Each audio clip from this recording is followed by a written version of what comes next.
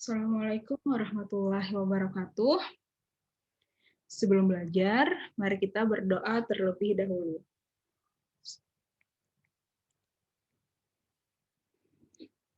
Oke, pada pertemuan sebelumnya, kita sudah belajar mengenai ekspansi kofaktor. Nah, hari ini kita akan melanjutkan materi mengenai ekspansi kofaktor dan juga tentang aturan Cramer. Nah, definisi, jika A adalah sebarang matriks N kali N dan Cij adalah kofaktor Aij, maka matriks C11, C12, dan seterusnya hingga C1N, C21, C22, dan seterusnya hingga C2N, dan seterusnya hingga CN1, CN2, hingga CNN. Nah, di sini matriks ini dinamakan matriks kofaktor A. Transpos dari matriks kofaktor ini dinamakan A join A dan dinyatakan dengan ADJ A. Oke. Masih ingat kan ya tentang minor, tentang kofaktor? Diingat-ingat lagi ya materi sebelumnya. Nah, selanjutnya supaya lebih paham kita langsung aja ke contoh 31. Nah, di sini ada matriks A berukuran 3 kali 3. Kofaktor A adalah, kofaktor dari matriks A ini, oke, sambil kita ingat-ingat nih, C11 gimana cara ngerjakannya? Dicari dulu minornya. Oke, C11 artinya yang dicoret adalah baris 1 dan kolom 1. Nah, determinannya dari submatriks yang tersisa 6 kali 0, 0 dikurang 3 kali negatif 4.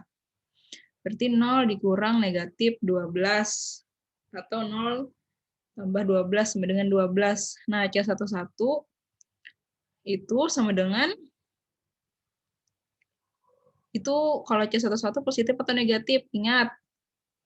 Masih ingat kan ya? Di sini positif, negatif, positif, negatif, positif, negatif, positif, negatif, positif. Masih ingat kan yang itu? Nah, berarti kan di C11 itu positif. Positif 12. Oke. Selanjutnya C12. Berarti yang dicoret baris 1 dan kolom 2. Hitung determinannya 1 kali 0 kurang 3 kali 2. Sama dengan negatif 6.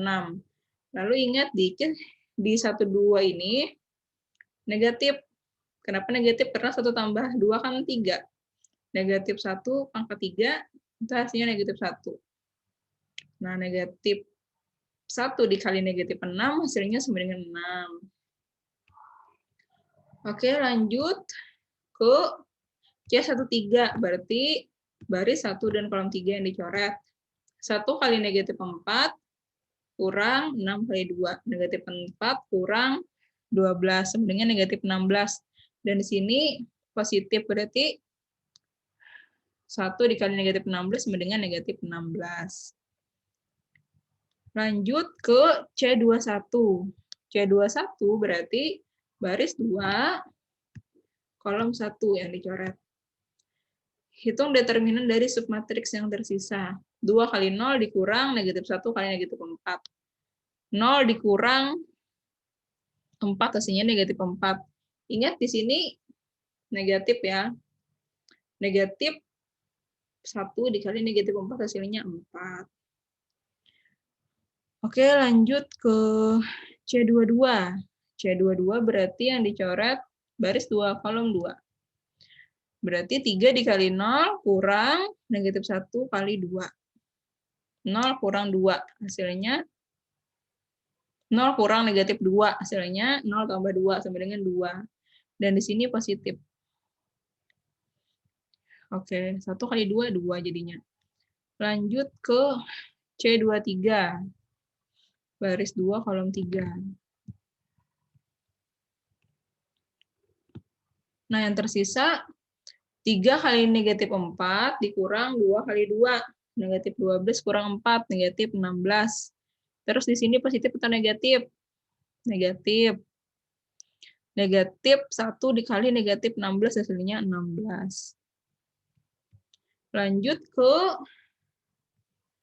C31, berarti yang dicoret adalah baris 3, kolom 1.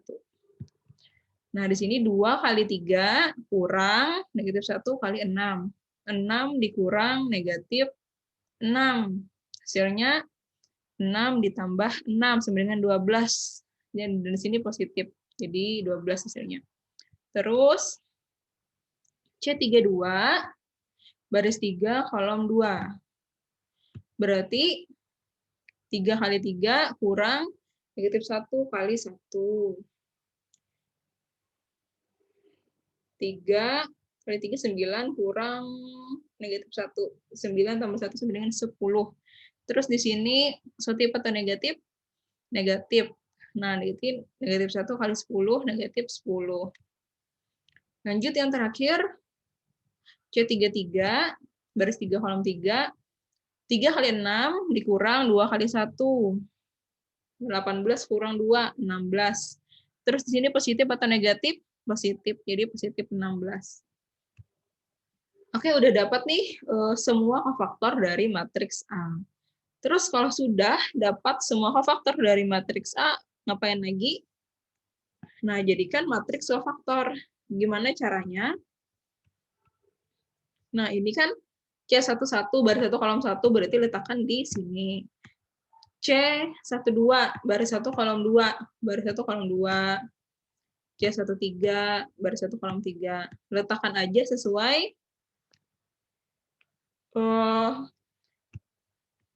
kofaktornya nih. Berarti C21 baris 2 kolom 1. Dan seterusnya hingga C33 baris 3 kolom 3.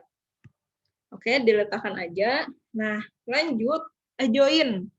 Adjoin itu tadi sesuai definisi matriks kofaktornya ditransposkan. Ingat transpos artinya apa?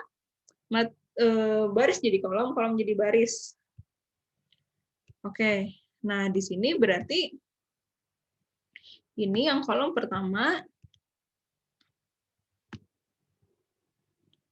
menjadi baris pertama. Gitu ya, bisa ya mentransposkan. Kolom kedua jadi baris kedua, kolom ketiga jadi baris ketiga. Nah, yang ini dinamakan matriks kofaktor, yang ini dinamakan adjoin dari matriks A. Oke, sudah paham cara mencari adjoin? Ingat, dari mencari minor, kofaktor, terus matriks kofaktor, lalu transposkan matriks kofaktornya. Oke, kita lanjut.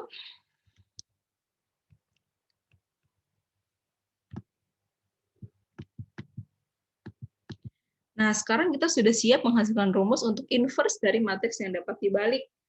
Teorema 9, jika A adalah matriks yang dapat dibalik, maka A inverse sama dengan 1 per determinan A kali adjoin A.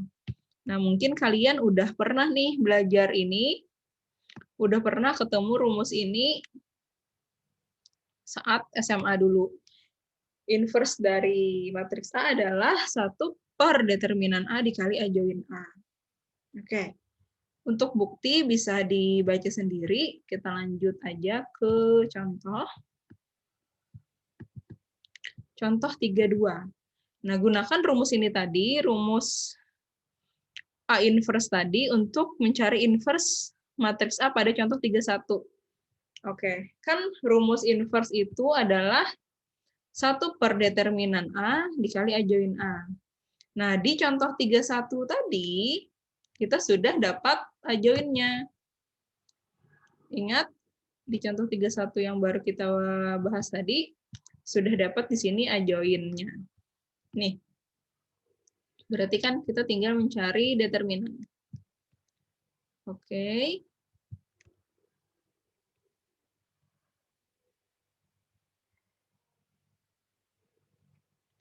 Nah, determinannya determinan dari matriks A. Di sini kita hitung determinannya nih, matriks A-nya ini tadi yang ini.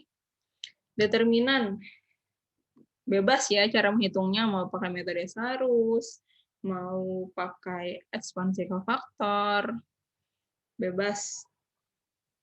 Di sini kita coba mencari determinan A-nya itu dengan ekspansi kofaktor. Nah, yang paling mudah yang mana ya? Ingat, mencari ekspansi kofaktor yang paling mudah itu yang ada nolnya. Di sini yang ada nolnya adalah di entry 33, di baris 3, kolom 3. Berarti kita bisa menggunakan ekspansi kofaktor sepanjang baris ketiga atau ekspansi kofaktor sepanjang kolom ketiga. Bebas ya. Oke, kita coba salah satunya.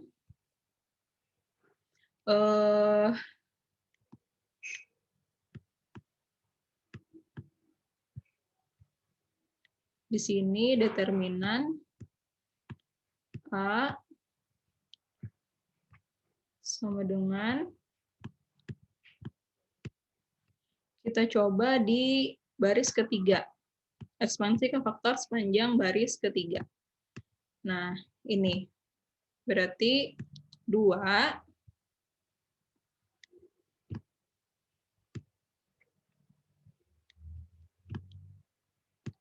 Nah, yang dicoret yang mana? Berarti yang dicoret ini.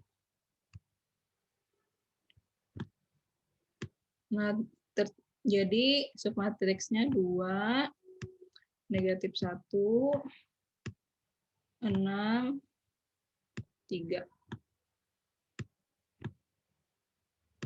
Terus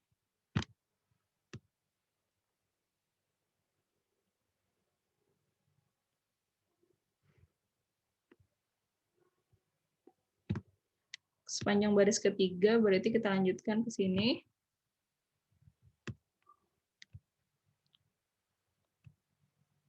Negatif, kan di sini positif, negatif, positif. Berarti kan ini negatif, tapi negatif ketemu negatif 4, berarti jadi tambah ya, positif 4. Nah, yang dicoret adalah ini.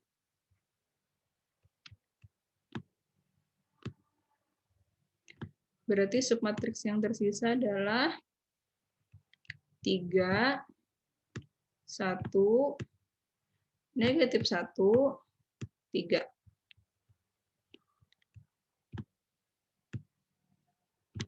Lanjut.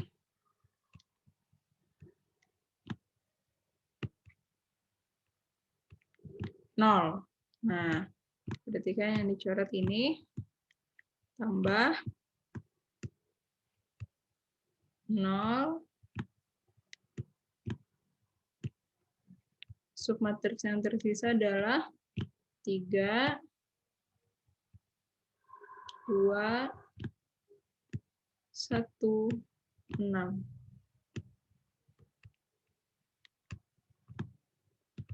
Oke, nah jadi sekarang kita lanjutkan hitung. 2 dikali determinannya 2 kali 3, 6. 6 dikurang negatif 1 kali 6, negatif 6. 6 kurang negatif 6. Berarti 6 tambah 6, hasilnya 12.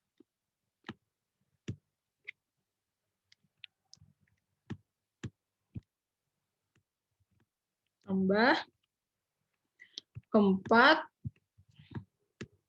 kali determinannya. 3 kali 3 kurang negatif 1 kali 1, 9 kurang negatif 1. 9 tambah 1, 10.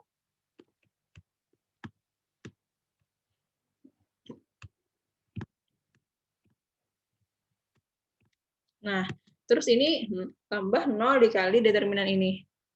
Tidak perlu kita hitung ya, karena apapun hasil determinan ini ketika dikali 0, maka hasilnya 0. Jadi tidak perlu kita hitung. Itulah tadi kenapa kita memilih ekspansi kofaktor sepanjang baris ketiga, atau boleh juga di sepanjang kolom ketiga. Ini 2 dikali 12, 24, tambah 4 kali 10, 40. Sama dengan 64. Oke. Nah, di sini kita udah punya determinan matriks A-nya itu 64, terus A join-nya ini tadi. Nah, jadi kita sekarang udah bisa mengerjakan contoh 3.2. Kita kembali ke contoh 3.2. Nah, A inverse-nya 1 per determinan A kali A join A. Berarti 1 per determinan A tadi sudah kita hitung, 64, dan A join A-nya sudah ada di contoh 31. Nah, terus gimana? Nah, ini dikalikan satu-satu. Ingat, perkalian suatu skalar dengan matriks. Berarti ini 1 per 64 kali 12, sama dengan 12 per 64. Terus 1 per 64 kali 4, sama dengan 4 per 64. Dan seterusnya hingga 1 per 64 kali 16, sama dengan 16 per 64. Oke, ini adalah inverse dari matriks A. Begitu ya. Selanjutnya,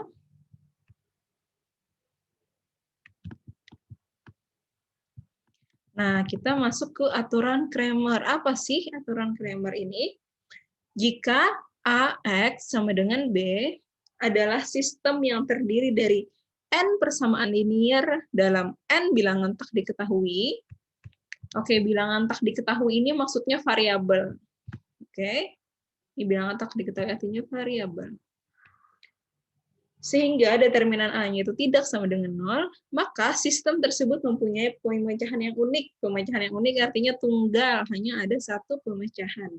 Pemecahan ini adalah X1 sama dengan determinan A1 per determinan A, X2 sama dengan determinan A2 per determinan A, dan seterusnya hingga Xn sama dengan determinan AN per determinan A. Di mana AJ adalah matriks yang kita dapatkan dengan menggantikan entry-entry dalam kolom J dari A dengan entry-entry dalam matriks B. Oke, supaya lebih paham kita langsung masuk ke contoh. Buktinya silahkan dipahami sendiri. Contoh 3.3, gunakan aturan Cramer untuk memecahkan ini. Nah, di sini, oke, ini sebenarnya sudah kalian pelajari di SMA ya. Di SMA ada materi sistem persamaan linear 3 variabel. Masih ingatkah kalian? Nah, ini adalah sistem persamaan linear 3 variabel. Kalau di SMA, dengan apa saja cara mengerjakannya? Bisa dengan substitusi, eliminasi, seperti itu ya. Nah, di sini kita gunakan aturan Cramer untuk memecahkan masalah SPLTV ini. Gimana caranya? Itu sesuai aturan Cramer. Nah, di sini kita lihat koefisien-koefisien dari variabel-variabel ini. Ini koefisien dari X1 adalah 1, terus koefisien dari X2 di sini 0, ini sebenarnya 0 X2. Gitu ya, tapi kan nggak ditulis. Dan ini koefisien dari X3 adalah 2. Nah, tulis aja, ke sini kita pindah. 1, 0, 2, negatif 3, 4, 6, negatif 1, negatif 2, 3. Ini adalah matriks A. Terus matriks A1 berarti kolom satunya itu, kolom pertamanya itu diganti dengan si B ini. Nah, ganti kolom satunya dengan itu. Tapi kolom 2 dan kolom 3-nya tetap. Ini kolom 2, ini kolom 3 tetap. Terus kalau A2, berarti yang diganti dengan B itu adalah kolom keduanya. Kolom ke-1-nya tetap, kolom ke-3-nya tetap. Terus A3 berarti kolom ketiga yang diganti dengan B. Kolom ke-1 tetap, kolom kedua tetap. Nah, selanjutnya kita hitung nih determinan dari matriks-matriks itu. Determinan dari A1, dari matriks A, A1, A2, dan A3. Ingat, mencari determinan bebas, mau pakai metode apa, metode Sarus, ekspansi ke faktor, entah dengan reduksi baris, bebas ya. Bisa kalian hitung sendiri ya determinannya. Nah, di sini X1 itu sama dengan determinan A1 per determinan A. determinan A1 ini adalah negatif 40, determinan A-nya 44. Sehingga X1 sama dengan negatif 10/11. Terus X2. X2 sama dengan determinan A2 per determinan A. 72/44 sama dengan 18/11. Terus X3 sama dengan determinan A3 per determinan A. 152/44 sama dengan 38/11. Nah, ini adalah himpunan penyelesaiannya nih. X1-nya sudah diketahui, negatif 10/11, X2-nya 18/11, dan X3-nya 38/11. Nah, ini dinamakan aturan Cramer. Mungkin di SMA sudah ada juga disinggung tentang aturan ini. Mungkin namanya aja yang belum dikenal. Tidak dibilang aturan Cramer seperti itu. Oke. Cukup sekian materi penjelasan mengenai ekspansi faktor dan aturan Cramer. Setelah ini kita latihan. Assalamualaikum warahmatullahi wabarakatuh.